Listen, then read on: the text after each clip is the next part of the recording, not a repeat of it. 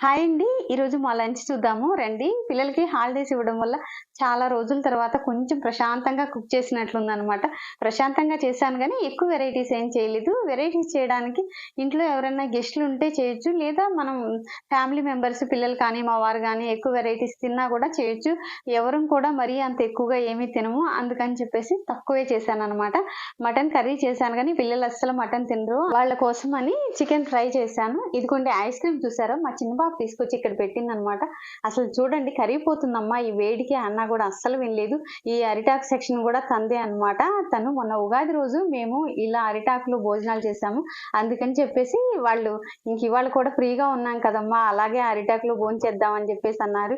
ఇప్పుడు ఈ చిన్న అరిటాకు చుట్టూ మేము నలుగురం కూర్చొని ఒకే అరిటాకులో భోజనాలు చేయాలన్నమాట. ఇంకా చూడండి వాళ్ళు ఆనియన్స్, లెమన్ ఏమి తినకపోయినా కూడా అవన్నీ అరేంజ్‌మెంట్స్ అన్నీ కూడా పెద్ద పాప అనమాట. అక్కా, చెల్లి ఇద్దరు కలిపి ఇలా చేశారు.